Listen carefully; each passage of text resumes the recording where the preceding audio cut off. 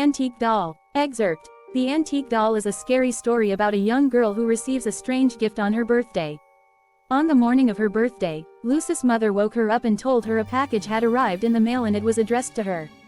The girl hurriedly unwrapped the gift and was horrified at what she found inside. It was the most disgusting old doll she had ever seen. It was completely bald and its skin was cracked and caked in dirt. The worst thing of all was its teeth.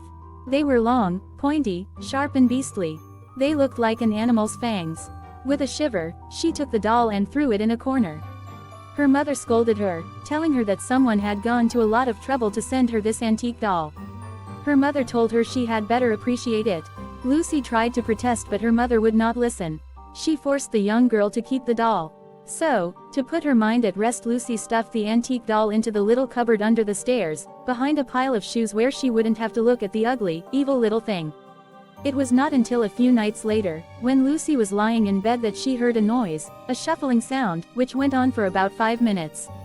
Then, a brief dragging noise and finally, a scuttling like light footsteps walking very fast. By now Lucy was shaking in her bed with fear, unable to move. Then, she thought she heard a faint raspy voice whispering quietly from downstairs. Lucy always slept with the door open and the landing light on, as she was a little scared of the dark. She heard the voice say, "Lucy, I'm on the first step," and then loud scrabbling again as whatever was speaking apparently turned tail and returned to its place of hiding. Lucy was so scared that she didn't sleep a wink that night but laid in fear until the break of dawn, when her mother got her up for school. Lucy tried to explain to her mother what had happened the night before, but was so tired that, when her mother passed it off as just a dream, she began to believe it might be the case. Of course it wasn't. Lucy begged her parents to let her throw the antique doll in the garbage, but they insisted that it was a present and she had to keep it. So Lucy reluctantly went back to bed, telling herself that it had only been a dream.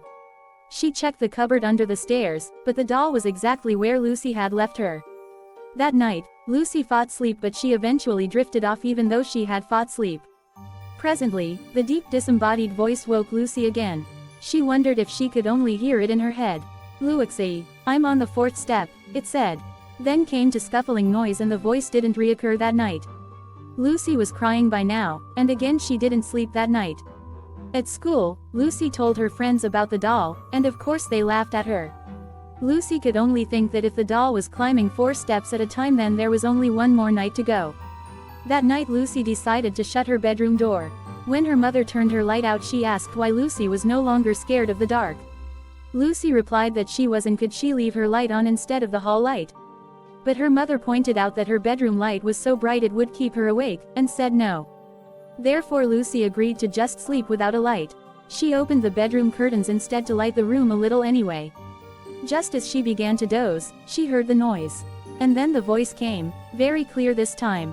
"Lucy, I'm on the top step." In the darkness of her bedroom, Lucy heard a click and trembled with fear. She wasn't sure, but she thought she could see her bedroom door opening very, very slowly. The next morning, Lucy's parents found her body at the bottom of the stairs. They guessed that she had been on her way to the toilet during the night and in the darkness, had slipped and fallen down the stairs, breaking her neck. The antique doll was found beside her body, and was buried with Lucy. Everyone said what a tragedy it was. "She loved that doll," said her mother. "Now they can be together forever."